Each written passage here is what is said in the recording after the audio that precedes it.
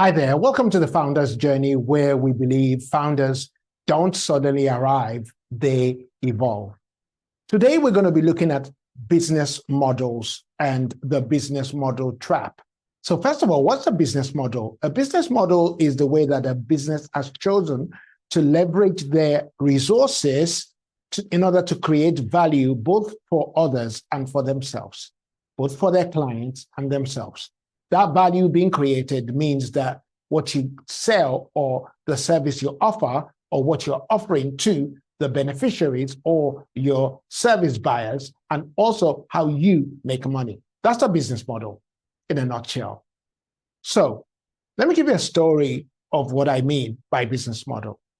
Again, remember, a business model is the way that someone, an organization, a business has chosen to use their resources to create and to get value. Right. Think about this. I met a founder recently who wanted to start a school in an African country. And the way you start a school in an African country is a lot more lenient, much more easier. It's regulated, but not as highly regulated as you have in the West. So she needed to have a building because she already had a certificate that meant she could start a school. So she was saying to me, oh, can I have this amount of money? Because I actually need it to pay for a building, to pay for buying equipment, to pay for desks, to renovate the place, and so many other things like that. So you needed an amount of money in the small thousands. Well, I said to her, why don't you do it the other way? Why don't you get the parents of the students, since you've done it before, why don't you get the parents of the children to pay you a deposit and then use their deposit to go pay for the rent and then buy the equipment and do all the things you wanted to do? And she said to me, oh, no, it doesn't work that way. People won't do it, because she's already determined. The person has already focused on the fact that that is the only way to do it. But I'm here to tell you that's not the way the adaptive startup or the adaptive person should be thinking. Many businesses start the way I described it. Most businesses that work well start the way I described it. Even Amazon practiced something like that. Yeah, you bring your books. It is your books they're selling. They are just promoting your books. So they don't have to go buy your books.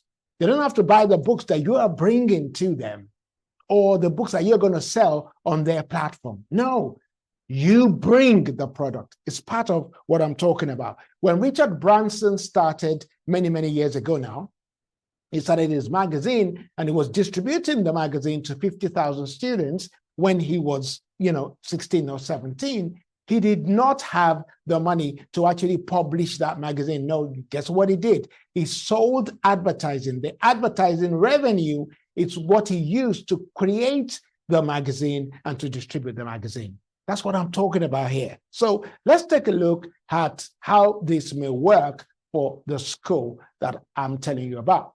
So when you're starting a business, or like most founders, when they're starting out, they always say things like, oh, what do I need before I start my business? And somebody might say, yeah, that's a sensible question, Boomy. What are you talking about? Why shouldn't I ask, what do I need before I start my business? No, that's not the right question. The right question is, what do I have that I can use to start my business? Because if you ask the first question, what do I need? It's going to jump into your head. I need money, I need premises, I need equipment, I need staff, I need this, I need that.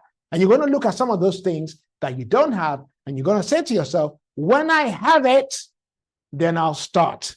But the right question is, what do I have that I can use to start my business? That's the adaptive founder's thinking. Says, well, I've got skills. Well, I got these relationships. Well, I've got this experience in that industry. Well, I got this knowledge about that particular product.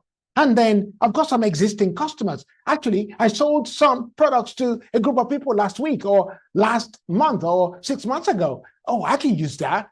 That's very different from somebody who is waiting to have everything in place before they actually start. Now, If you go back to the example of the school, now you can apply that to every other business that you want to do. She was telling me, I need a building, I need furniture, I need equipment, I need startup capital. Somebody says, yeah, that's correct. No, that's not right. But she didn't have that money. So guess what? The project is going to stall, or she's going to go and look how she can borrow that money. She's going to put herself under enormous amount of stress to try and get that money. The obstacle was the belief that that was the only way to start. There are many ways you can start a business. The traditional way is not the only way.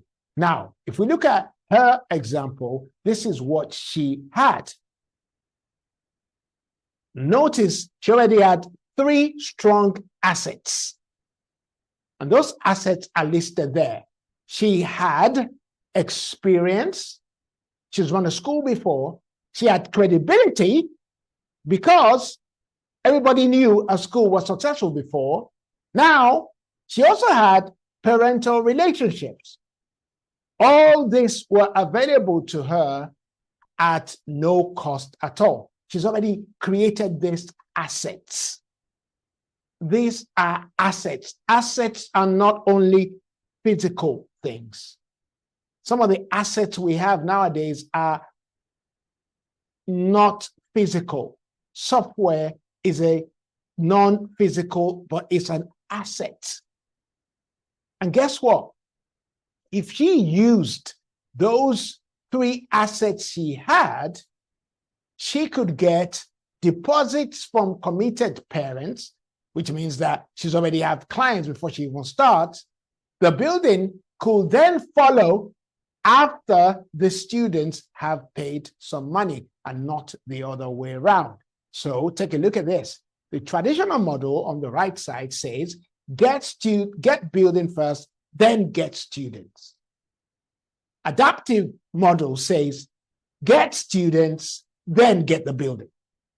And people will argue all day long. I remember us trying to raise money for a particular organization, and I said to them, why don't you just go out into the marketplace and get the parents of these students that you say are going to be interested, get them to pay some money, and we'll use that money to start building the school.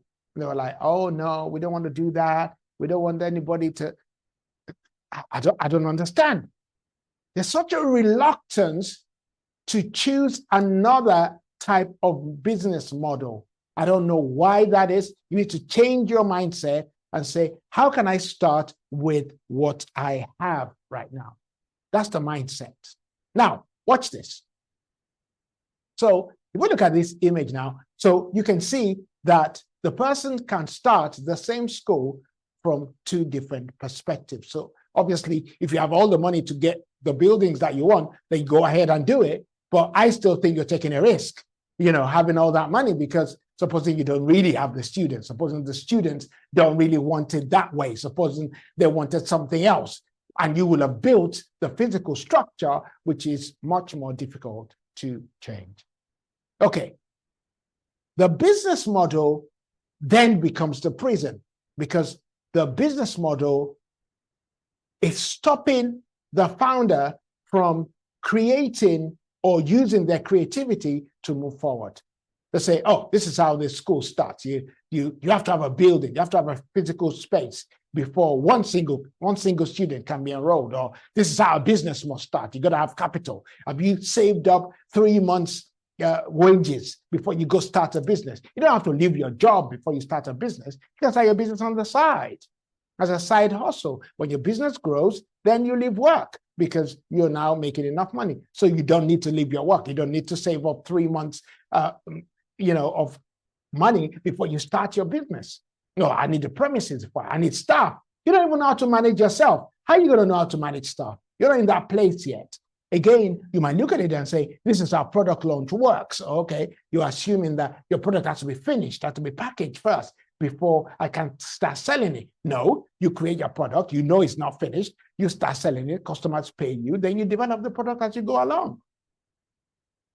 There's so many ways. The modern way is actually different. The new adaptive way. Even you can see, like, not even talking necessarily adaptive way, but a modern way is very different now. You can crowdfund.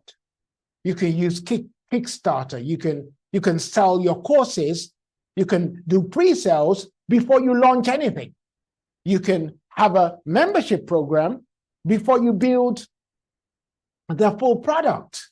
You know, so I love what Sean Mize does. Sean Mize is actually a mentor of mine and is well known in the digital space in regards to courses and mentorship and coaching. And he'll put out a product. He would give you a product as though it is ready, but it's not ready. He's not even recorded it.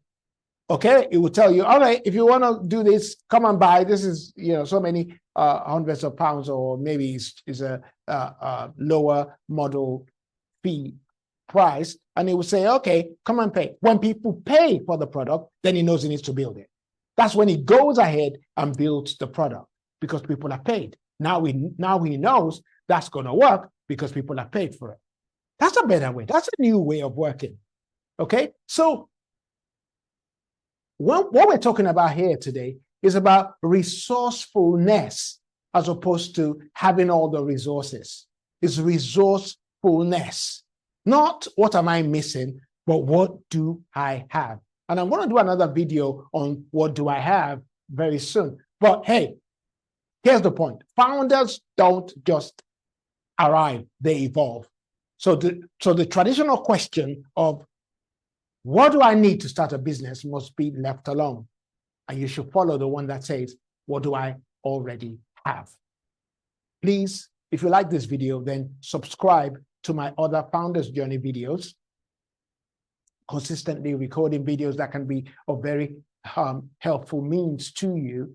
And I just want you to know that founders, they don't just arrive, they actually evolve, they grow into who they have become. If you want to find out exactly where you are on the Founders Journey stage, then if you look in the description, you'll find a tool that will help you to determine what stage you are, what you need to do to get to the next stage, and what challenges you may have right now and how to overcome them.